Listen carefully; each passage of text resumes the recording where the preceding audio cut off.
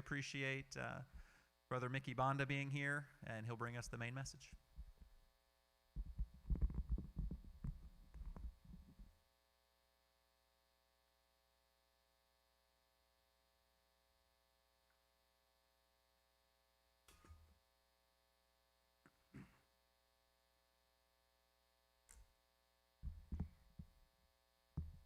You know what, it has been short notice, but it's good to be back. It's good to visit you. There's faces here I haven't seen in a while. I consider myself from this church, basically. I still remember when I was a kid and the church was a building back there, right? Is it back there? Yeah. It was a little wooden building. And my dad used to drag us to church over here. I don't think he ever preached because he preached in Spanish. So, but he would bring us over here and he would say, vamos a Conroe. That's how he would say, Conroe. He said, let's go to Conroe. Let's go to Conroe is what he would say in Spanish and visit the brothers. A visitar los hermanos, to visit the brothers over there is what he would say. And some of you have been here forever, and y'all probably knew my dad. And he loved this place. He loved the other building more. He really felt at home. He would tell us the good things and the bad things. Anyway, I just wanted to let you know, for some of you who don't know where I come from, I've been in the church all my life. I've been taught by my mom more than my dad. My mom taught us Bible, and my dad just taught us how to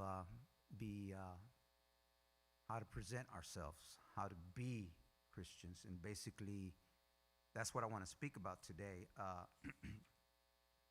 I didn't have time last night. I've been busy all week, and I'm going to tell you what's been going on in my life before we go on.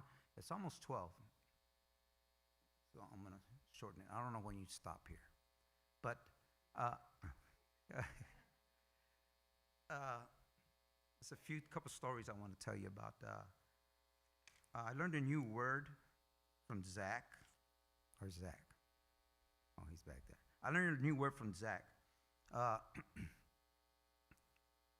had a phone call this week. Neftali, or a representative of the area, says, hey, I can't preach. I got this, I got that, and I was supposed to preach in Conroe. Can you go? I says, yeah. What were you going to preach about? And he didn't tell me, but I didn't know what I was going to preach about. But as the next day came, which was last night, I thought, I'm going to preach this, I'm going to preach that. No. This is what I did. I got on my knees and said, Lord, tell me what to preach. And I got it from there. Zach says, you were voluntoed. Not volunteered, you were voluntoed. I never heard that before.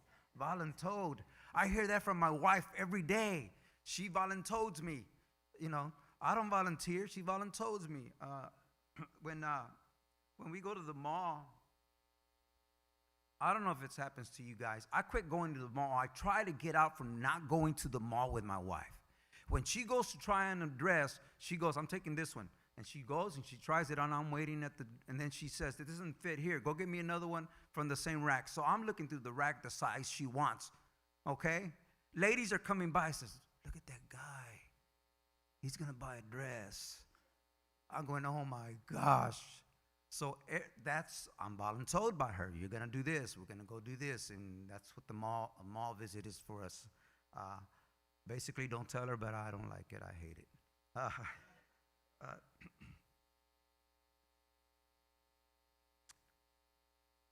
When I was a kid and it would start to rain, I used to live near downtown on the other side of where Minute Maid is at, about half a mile that way to the other side. Then we moved a half a mile to the other side. So basically, I lived in downtown Houston as a kid. As a kid, when it would rain, this is what we would do. I know that some of you guys probably never did this, but it's kind of funny. And my mom would say, you're going outside? He said, take your raincoat, take an umbrella. All the children my age, which was 7, would get together, put on shorts, T-shirt, and go jump in ditches. That's what we did. We would jump the dishes. The ditch back then was a hole in the ground that would go for miles, for long ways, and we would catch crawdads. Is that what you call them in English? And frogs and throw them out. And then we would go to the park, which was around the block, and they had a slide. Not like today's slides. Today's slides, they're like 5 feet up. This one was like 12, 15 feet up in the air. We would get on that slide and slide down into a mud puddle. That's what life was when I was a kid. And some of you know that because you're about either my age or older.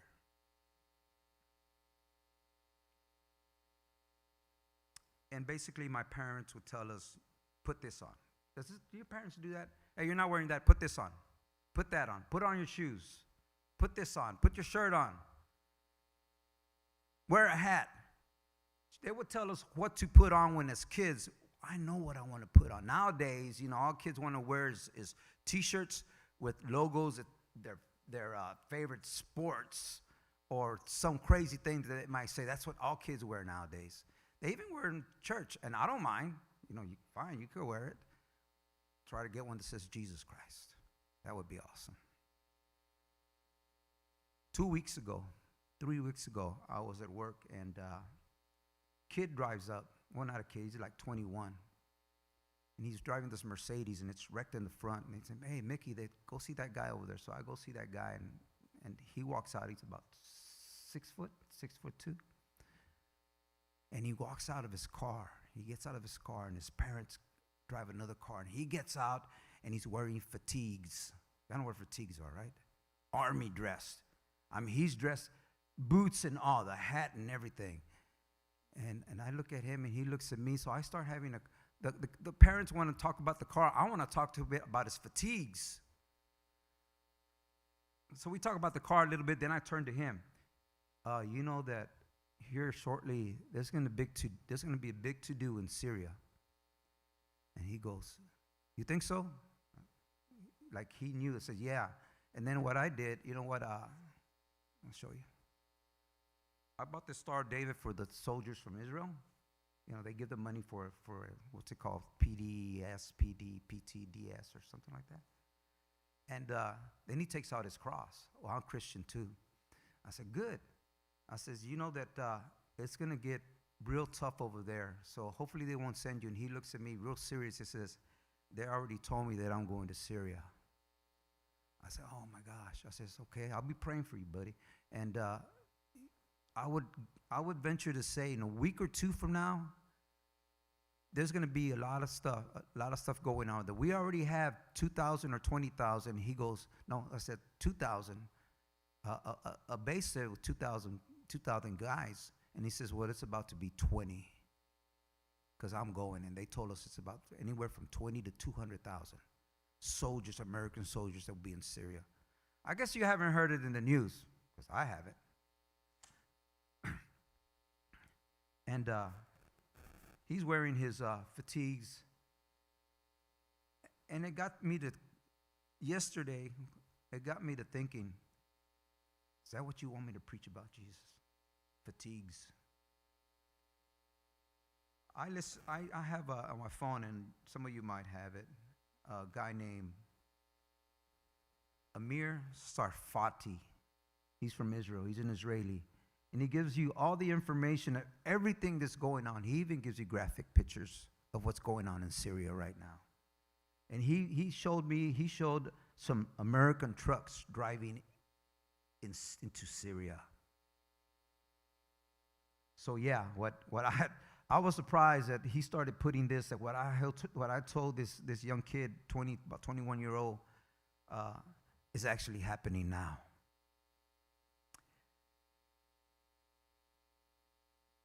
So I got to thinking the other night. I got to thinking about him. I got to thinking of when I was a kid, what I would put on. I got to thinking about what I wear for church.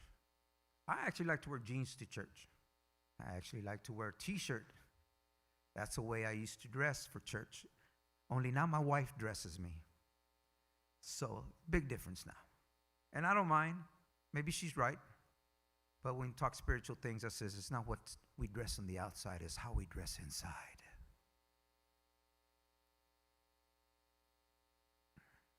And these are a couple of things that I want to talk to you about today. About the camouflage that we should be wearing. Why? Because it's a war that we're into. We spoke a little bit about that in class today. We're in a war. And you probably don't think so. But we're in a spiritual war. And it's going to get tougher. It's not going to get easier. It's going to get tougher.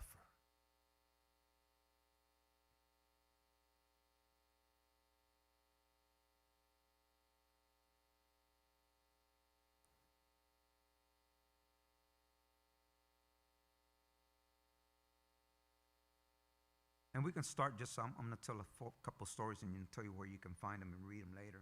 In Genesis 15, you can read about the covenant that God made with Abraham.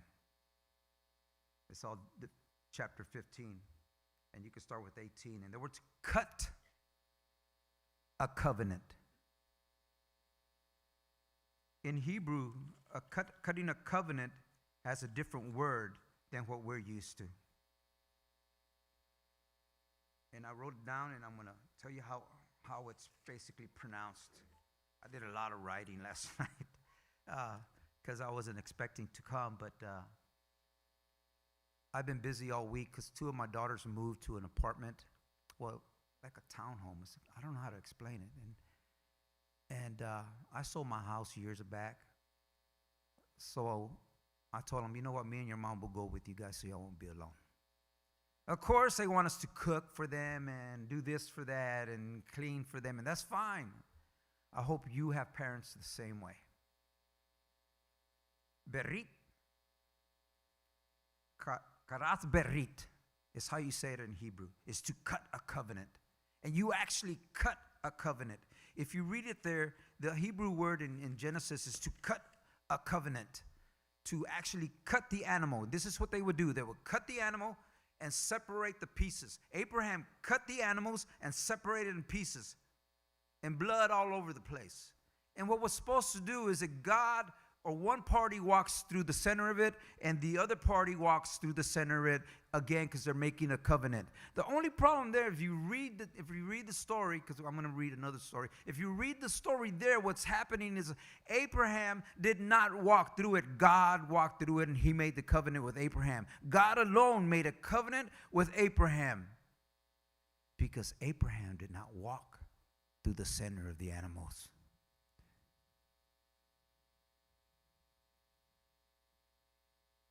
Abraham was out chasing the birds so they won't eat the animals that they just sacrificed, that he just cut open and sacrificed. And then he had a dream about what was going to happen in the future to Israel, the 400 years where they were going to be slaves. So God alone cut a covenant, a pact, for not only Abraham, but not only for Israel, but the whole world, if you look at it that way.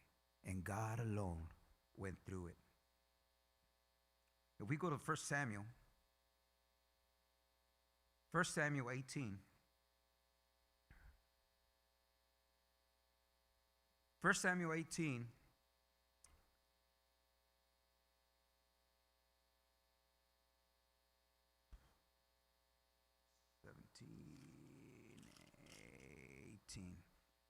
This is after David had already had a battle with Goliath and killed him in chapter 17. This is what happened. Jonathan and David. This is a little small story about Jonathan and David. Now, it came about when he had finished speaking to Saul that the soul of Jonathan was knit with the soul of David, and Jonathan loved him as himself. Saul took David that day, and did not let him return to his father's house. Then Jonathan made a covenant with David because he loved him as himself, just the way God loved the rest of the world, just the way God loved Abraham. Jonathan stripped himself of the robe that was on him and gave it to David with his armor, including his sword and his bow and his belt. Jonathan took everything that he was wearing, everything that meant his kingdomship, and gave it to David. What he was actually doing is saying, you know, David, from now on, you're going to be the next king. And if you read the story, you find out that Saul and Jonathan died in a battle, and David became the next king. But here's when it starts. Here's where he's wearing. Here's what he put on. He put on Jonathan's clothes, Jonathan's armor, Jonathan's sword, Jonathan's robe, Jonathan's sword, his bow, and his belt. Now, you'll see it later on in the New Testament. You'll see that. And we know what it says in Ephesians chapter 6. We see that. What it means to us. See, back in those days, what would happen is this. Is that if I had a little knife, maybe about this big. Mexicans don't carry knives. And one of my brothers here has a big sword. And we trade.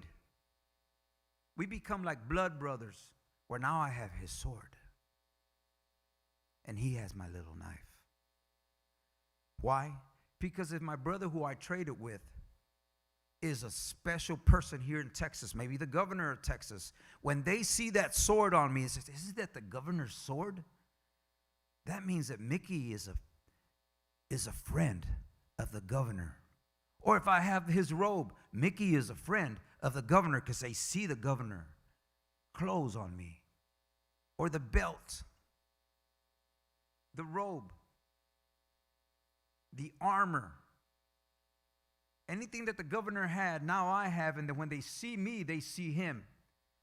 They know he's the governor, but when they see me, they know that I'm part of his friend and that I am part of him.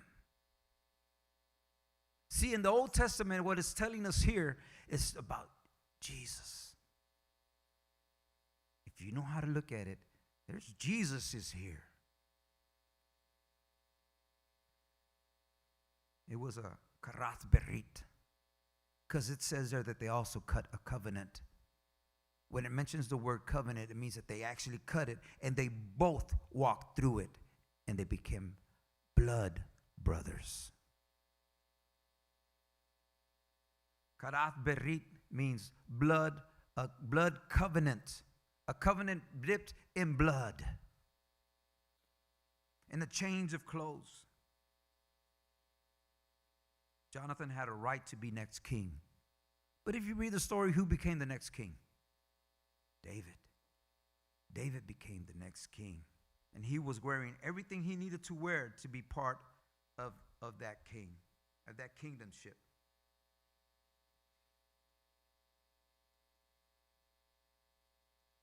Let's go to Romans 13. I'll skip a lot of this. Romans 13.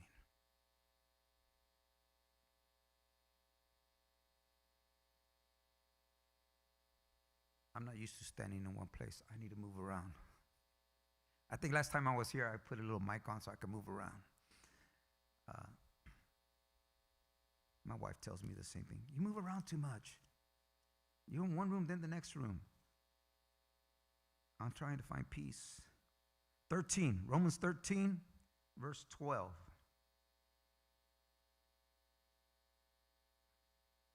Verse 11. Do this knowing that the time that is already the hour for you to awaken from sleep.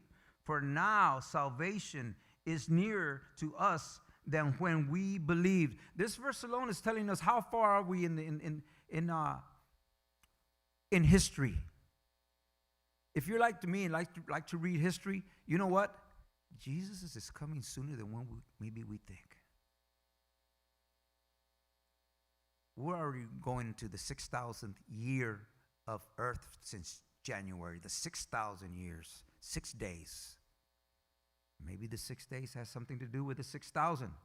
Maybe what's going on in Syria and what's going on in Jordan has to do with it too.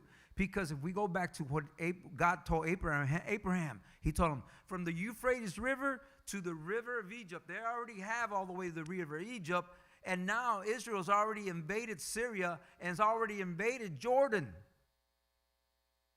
All they need to go is maybe another 100 miles, and they'll get to the Euphrates, and the prophecy will come true. Will it happen? A prophecy is not a prophecy till it comes true. But you know what? It's starting to get there because Israel just went north. Once, what was his name? Assad or Abad or somebody who was king there, they ousted him. This past week, they sent him back to Russia. They shot down his airplane. And now there was this one guy who invaded them, terrorists, and ousted him, but now they want to throw him out. So Syria is in an uproar. Nobody's actually governing Syria at this minute. That's why the U.S. sent more troops this past week. And we don't even know about it. I had to ask that soldier, that kid, they're sending you to Syria. And he told me how many they were sending. I says, oh my gosh. I heard that in the news. I said, he said, you probably won't hear it. I'm not even supposed to tell you.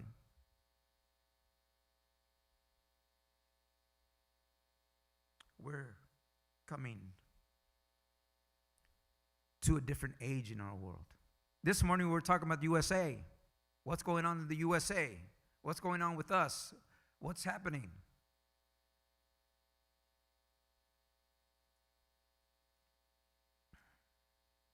And that's something we should look at. The next verse. The night is almost gone, and the day is near. Romans 13:12. And the day is near. Therefore, let us lay aside the deeds of darkness and put on the armor of light. When Paul writes these things and he puts the words put on, it actually means like put on your jacket, like put on your clothes, like put on your shirt. He actually means put it on in the physical sense. Put it on. Even though he says the armor of light and he says put it on in the physical sense, he's also talking in a spiritual sense. Do we know who that light is? Do we know what that light is? Paul is telling us, put it on. The next verse, 13. Let us behave properly as in the day, not in carousing and drunkenness, not in sexual promiscuity or sensuality, but in strife and jealousy. We need to change our attitude. We need to put Jesus in us. We need to put that light. We need to put that armor on. And we'll look at a few verses.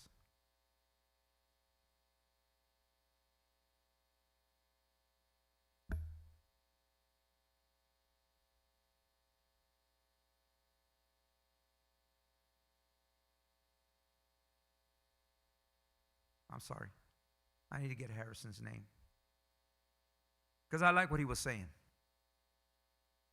Even though he was saying it in almost in a street way. But he was telling the truth. You know what? I'm confessing. To confess something like that. To confess that what you went through at that time and what you actually wanted to do. We all get that feeling sometimes. You know what? I'm going to put another armor on. Forget about this armor maybe. But God is telling us, lay aside all that stuff, the deeds of darkness, and put on the armor of light.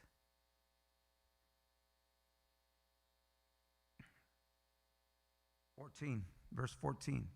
But put on the Lord Jesus Christ and make no provision for the flesh in regard to its lust. Put on Jesus, he says. Wow, how do I put on Jesus? What is it I have to do? Because he's saying, wear Jesus with you. Wear him. Just like Jonathan and David, they switch clothes. Where now David is going to be king. When we put on Jesus, we're no longer that person that we used to be. We become something special to Jesus. We become something almost like him. Because if we're putting him on, we become like him.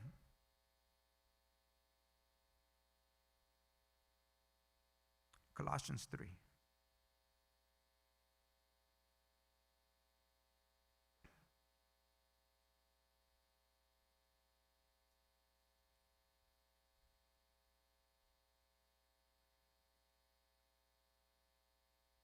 Colossians 3, verse 9.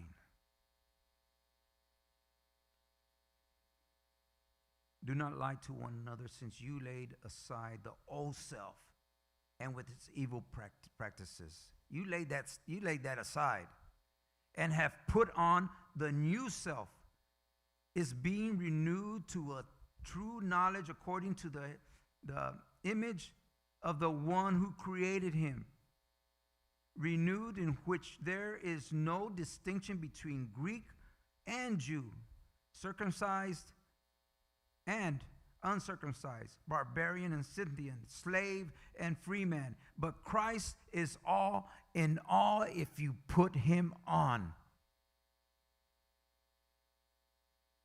And when he says put it on, he's talking in a physical sense. Put it on like you put your jacket. Every time you put your clothes on, I hope that you can remember this. I kind of have problems. I say, but what should I wear? My wife tells me, wear this, wear that. I say, oh no. One time I told her I want to dress like Johnny Cash. She goes, who's Johnny Cash? He's a country singer. What's he wear? He wears all black. No, you're not doing that. We go through some discussions. What was I?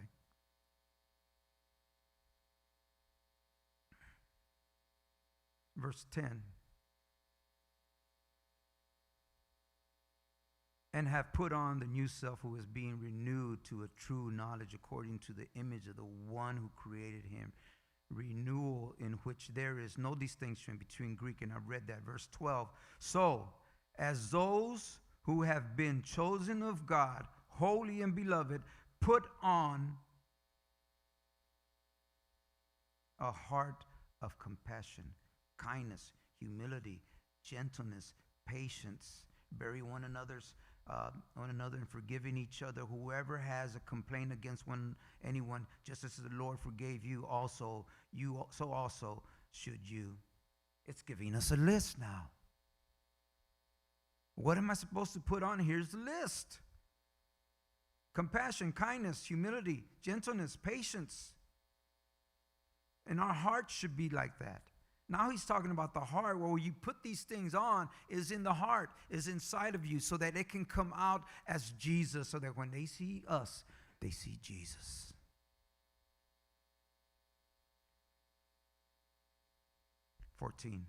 Beyond these things, put on love, which is the perfect bond of unity. Let the peace of Christ rule in your hearts, to which indeed you were called in one body, and be thankful. Put on Jesus. Put on Jesus.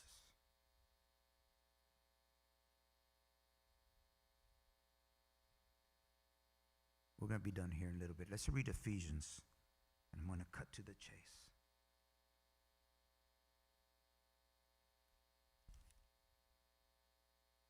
Ephesians 4, 5 verses, 20 through 25.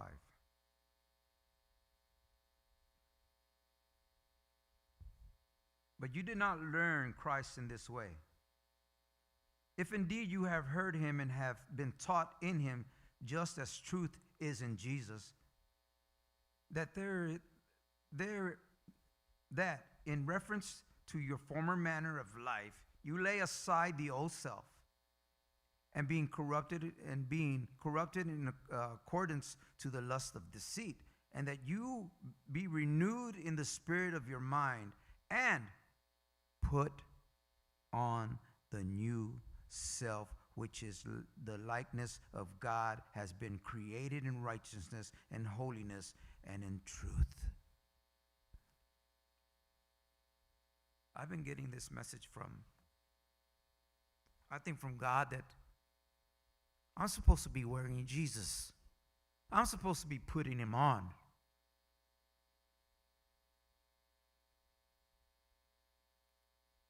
That when I remember things happen and somebody makes me mad, I need to, calm down.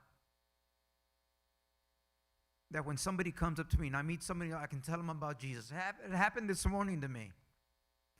This morning, there was an elderly gentleman. I look elderly, more elderly than I am.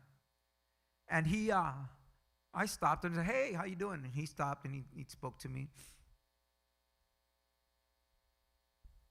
And we talked friendly, like, how's it going, the day, the weather, and U.S., and what's going on in the world and stuff like that. But then I mentioned Jesus. And his eyes bugged out, got big.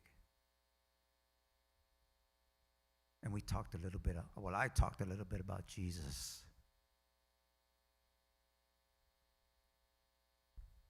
I think I spent too much time because I was kind of late when I wanted to get here this morning, but he was glad that I did that. Then he told me he was sick. Then I told him I would pray for him. And I'm going to go back and talk to him some more. Karat barit. We need to cut a covenant. Jesus has already cut that covenant for us.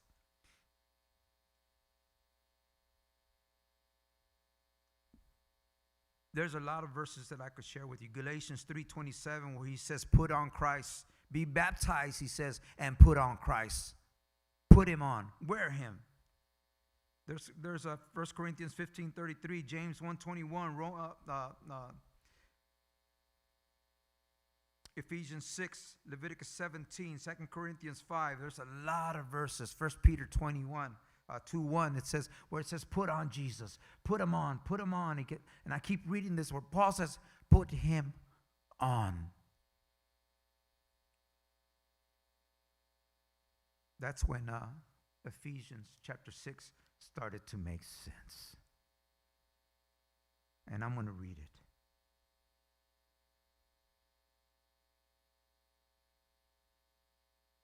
6 verse 10. Finally, be strong in the Lord and in the strength of his might. Put on, it says here. Now he's telling us, put on the full armor of God. And we read before, the full armor of God is light. It's Jesus. So that you will be able to stand firm against the schemes of the devil. And he does have a scheme. And you probably can't see it. Why? Because it's spiritual. And we can't see it unless God gives you that opportunity to understand. This is from the devil. This isn't from God. There's a lot of things happening in this world right now, coming to an end. Verse 12, for our struggle is not against flesh and blood, but against the rulers, against the powers, against the world forces of the darkness, of this darkness, against the spiritual forces of wickedness in the heavenly places. Therefore, take up the full armor of God, wear it, so that you will be able to resist the evil days, and having done everything, to stand firm. Stand firm, therefore, having girded your loins with truth, and having put on again the breastplate of righteousness, and having shod your feet with the preparation of the gospel of peace. In addition to all, taking up the shield of faith, with which you will be able to extinguish the flaming arrows of the evil one. Then there talks about take the helmet of salvation and the sword of the Spirit, just like David. We read in David and Jonathan, which is the word of God. Verse 18.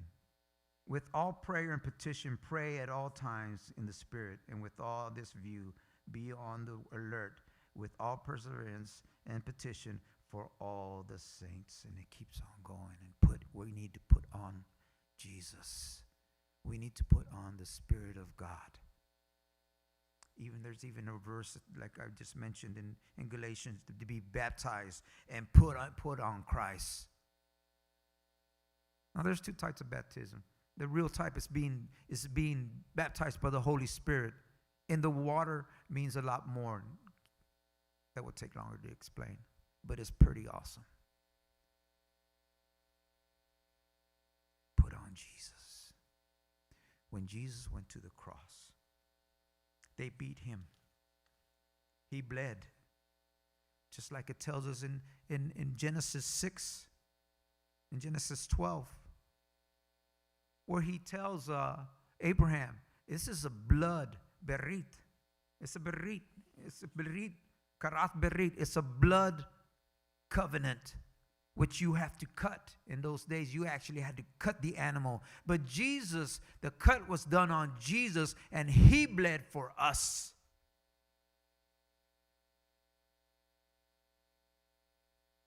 They even fought for his outer garments. They took off his clothes and they fought for his garments. That's not what we need to put on. We need to put on Jesus himself, his Holy Spirit in us, dressed like a true Christian. That's the true covenant.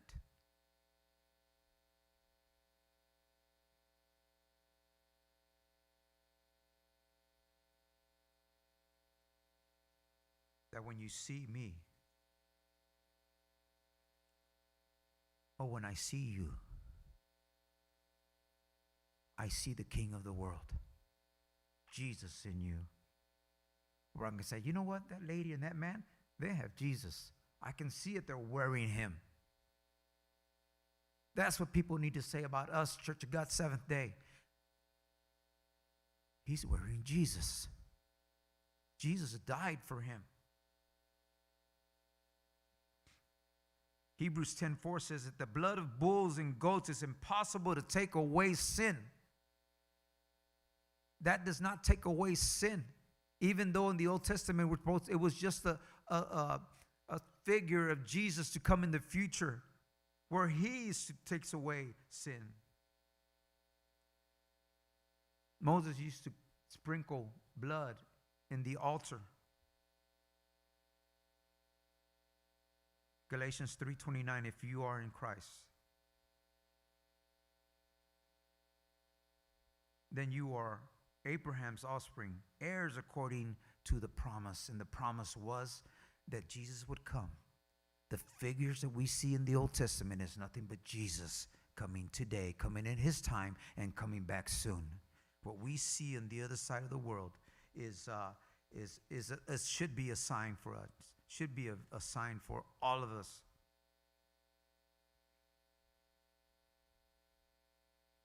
A covenant is a binding agreement between two parties.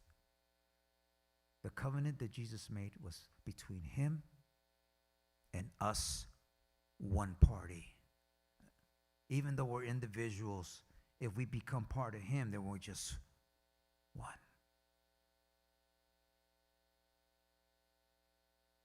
There's no need to cut an animal anymore and walk through with the blood, because Jesus did that for us now. Let's not be like Abraham and be chasing birds and falling asleep and dreaming of things that if we have a dream, you know what, me and my family and I'll be ending here, me and my family, sometimes my family, they call me and tell me their dreams. I say, why are you telling me your dream? Or they'll call my mom. Mom, I had this dream. I call my mom. What do you think? Is God talking to me? My daughters always, when they have a dream, they run to me. Hey, Dad, I need to tell you this dream. I says, okay.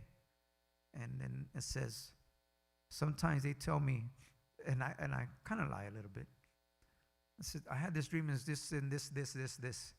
You know, there was 4 animals, or there was 3 animals, and they'll tell me they can count. You can count them? Yeah, I had a dream of a house, Dad. A house? How many doors did it have? It had 2 doors. Did you count any windows? No. These are actual dreams from my kids. So it had 2 doors. It had a front door and a back door, right? A house? Yeah. No windows. I'll tell them, you know that Jesus is the door.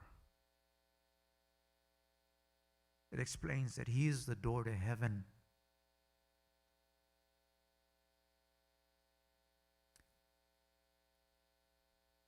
And Jesus says, you can't walk in through the back door. He actually said that. You need to walk in through the front door. So what's it telling me, Dad? It's telling you simply, go to church. Simple as that. Go to church. How long has it been? I told the one who was my daughter, how long has it been? Well, it's been a while. And go to church. If you can't go to church, go get on your knees and go to church with Jesus at the house. Or go outside and get on your knees and go to church with Jesus there. Yeah, he's talking to you. And a lot of other dreams that they have. Some of them are kind of funny. But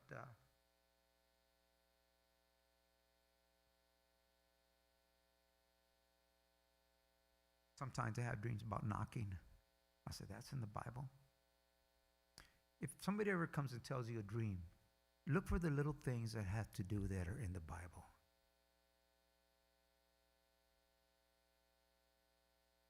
You're basically making a covenant for God. Jesus made the covenant. He died on the cross. They took his clothes.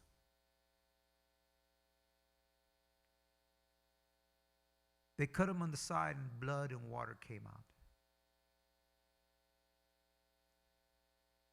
That was a true karath barit, the spilling of blood. Unless there's blood spilled, there can't be a covenant. He made that covenant for you. He made that covenant for me.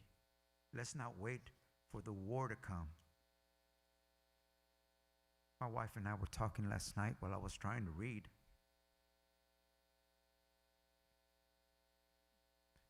She says, you know, a lot of people don't understand, don't even read the Bible. I says, yeah, it's our job to tell them that they need to cut a covenant with Jesus because he's coming back. And if you can't see it in the things that are happening around us, then you know what? We need to dig in a little bit deeper because he is coming back sooner than later. Even Amir Sarsfati, he's Christian. He's Jewish Christian. And he lives north of Israel where they're doing all the bombing, close to Syria. And he tells me everything about what's going on. He tells you how many people have surrendered, how many Muslims and how many of their enemy has surrendered to Israel. We don't need to surrender to Israel. As I read all the stories that he tells here, true stories of what's happening on the other side of the world, we don't need to surrender to Israel. We need to surrender to Jesus and cut a covenant with him, a blood covenant. Oh, brother. And that's what we need to do sooner than later. The thing is this, we need to dress the part spiritually.